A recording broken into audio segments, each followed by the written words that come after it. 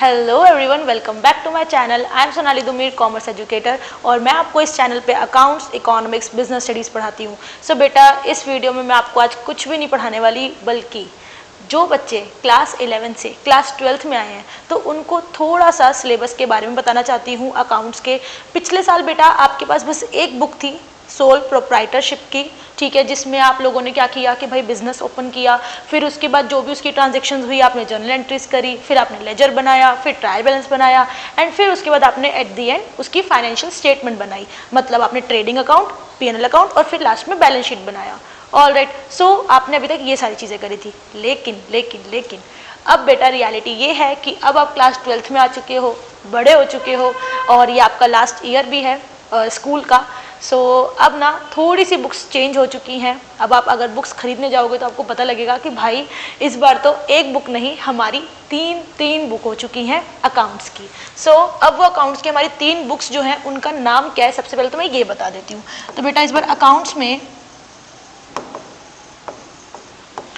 आपकी 3 बुक्स हैं, volume 1, volume 2, volume 3। अब बेटा वॉल्यूम 1 जो है ना वो आपकी पार्टनरशिप के ऊपर है। मतलब आपको इसमें पार्टनरशिप फंडामेंटल्स पढ़ने हैं, पार्टनरशिप अकाउंट्स पढ़ने हैं। ऑलराइट, पार्टनरशिप का मतलब क्या होता है?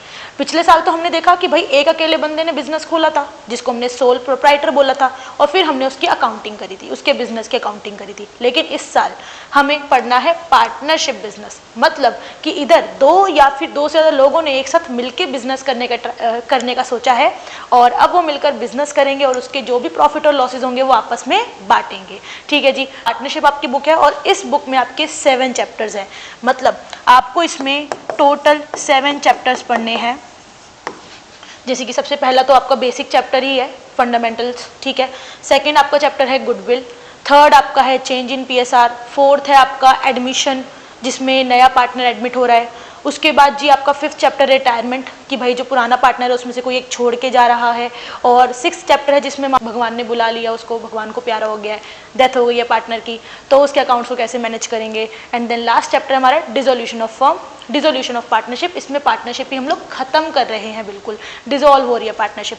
तो ये आपके 7 चैप्टर्स ऐसे रहने वाले हैं पार्टनरशिप में। ऑल राइट, सो अब ये आपकी जो बुक है बेटा 36 मार्क्स की है, 35-36 मार्क्स की है। और ये बुक इजी है, बट बेटा तब इजी है जब आप एक 1 बाय 1 चैप्टर्स पढ़ रहे हो और आपको स्टार्टिंग से सारे बेसिक्स क्लियर हैं। ठीक है, अगर आपको क्लियर नहीं है बेसिक्स तो थोड़ी सी दिक्कत आ सकती है। इसलिए आपको हर चैप्टर को अच्छे से समझना है और आपको लॉजिक के साथ क्वेश्चन सॉल्व करने हैं। ऑल राइट, रट्टा नहीं मारना। अब बेटा वॉल्यूम 2 की बात करते हैं। सो वॉल्यूम 2 बेटा आपकी है कंपनीज। मतलब इसमें आप पढ़ोगे कंपनीज के बारे में। इसका मतलब इसमें आपके बेटा 2 चैप्टर्स है गिनती के। एक है जी आपका शेयर्स, एक है आपका डिवेंचर। ठीक है, तो ये जो कंपनीज है ये आपके अगेन 24 मार्क्स की बुक है। ठीक है, 24 मार्क्स की बुक है, जिसमें से शेयर चैप्टर थोड़ा सा ज़्यादा मार्क्स का है, 14 मार्क्स का मान लो, और डिवेंचर चैप्टर आपका 10 मार्क्स का मान के चलो। ठीक है बेटा, आपके गिनती के 2 चैप्टर्स हैं, इजी हैं। अगर आपको शेयर्स अच्छे से समझ आ जाता है तो फिर डिवेंचर आपके लिए ईजी रहेगा करना। उसके बाद जी हमारी लास्ट बुक है बेटा वॉल्यूम 3, और वॉल्यूम 3 बुक का नाम जो है वो है फाइनेंशियल स्टेटमेंट। फाइनेंशियल स्टेटमेंट ये बेटा आपकी 20 मार्क्स की बुक है, इजी बुक है एकदम। इसमें 5 चैप्टर्स है टोटल। इसमें 5 चैप्टर्स हैं और इसमें 4 चैप्टर स्टार्टिंग के तो बहुत इजी हैं, क्योंकि 2 चैप्टर स्टार्टिंग के हमारे थ्योरी मान लो। ठीक है, उसके बाद आपका 3rd और 4th चैप्टर बहुत इजी है, लेकिन 5th chapter cash flow statement है, वो आपके लिए थोड़ा सा ऐसा है कि अच्छे से आपको समझ आ गया तो आप उसमें पूरा स्कोर कर सकते हो। ठीक है, सो वो जो कैश फ्लो वाला चैप्टर है, ठीक है, वो आपका 8 नंबर का आता है इस बुक में से, और वो जो 8 नंबर में से 6 नंबर का एक फुल फ्लेज क्वेश्चन आता है और 2 नंबर का आपका MCQ मान लो। सो फाइनेंशियल स्टेटमेंट वाली ऐसे बुक है आपकी 5 चैप्टर्स। तो इन टोटल देखा जाए पिछले साल से चैप्टर तो कम है। पिछले साल आपके 20 चैप्टर्स थे, क्लास 11th में अकाउंट्स में मोटी बुक थी, 20 चैप्टर्स थे। लेकिन इस बार चैप्टर्स की क्वांटिटी कम हो चुकी है। ठीक है, इसमें 7 हैं, इसमें हमारे 2 हैं, 9 चैप्टर्स ये हो गए, और 5 चैप्टर्स ये, मतलब टोटल 14 चैप्टर्स है आपके। बट इसको आपको 1 बाय 1 अच्छे से समझने पड़ेंगे। अगर आपको कोई भी स्टार्टिंग में दिक्कत आई तो शायद आगे आपको वो चैप्टर समझना है, तो आपको स्टार्टिंग से बेसिक से सब कुछ पढ़ के चलना पड़ेगा। सो बेटा बस मैं आपको ये बताना चाहूँगी कि आज से ही स्टार्ट कर दो, प्लीज़ बिल्कुल भी वेट मत करो कि हम लोग ना बोर्ड्स आएंगे या फिर पेपर आएगा तब पढ़ेंगे। अकाउंट्स एक ऐसी चीज़ है जिसको आपको डेली प्रैक्टिस करना पड़ेगा। ऑल राइट, सो अब मैं इस चैनल पे आपको बता देती हूँ कि आज तो मैंने इस वीडियो में आपको एक ओवरव्यू दिया है कि आपके अकाउंट्स के सिलेबस में है क्या। ठीक है जी, ये आप मान के चलो, ये सिलेबस ओवरव्यू है आपका बस। ठीक है, और मैं इस चैनल पे आपको ये सारी वीडियोस प्रोवाइड करूँगी। एक और चीज़ बोल रही हूँ, जिस भी बच्चे को बिल्कुल अच्छे से पढ़ना है, ठीक है, तो प्लीज़ इस चैनल को सब्सक्राइब करना।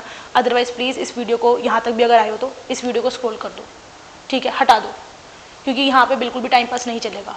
अगर आप पढ़ने बैठ रहे हो तो मेरी वीडियो तभी देखना जब आपके हाथ में कॉपी है, ठीक, आपके हाथ में रजिस्टर है, पेन है, बुक है।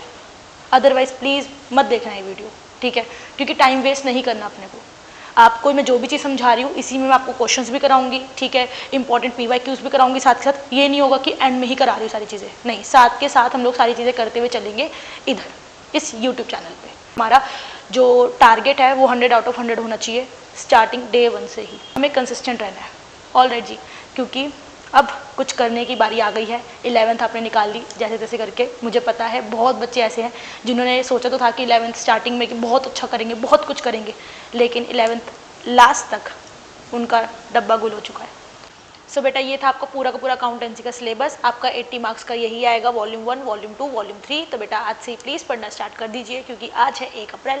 तो 1 अप्रैल को अच्छे से शुभारंभ कीजिए। यदि आप कंसिस्टेंट हो तो आई एम डैम श्योर आपके 100 आउट ऑफ 100 अकाउंटेंसी में आ सकते हैं। आपने 11th में जो मर्जी करा हो, लेकिन अभी भी आप 12th में अपनी नैया संभाल सकते हो। सो आपको कुछ नहीं करना, आपको बस आज से ही पढ़ना स्टार्ट करना है, ठीक है। सो मिलते हैं नेक्स्ट वीडियो में, तब तक के लिए बाय बाय।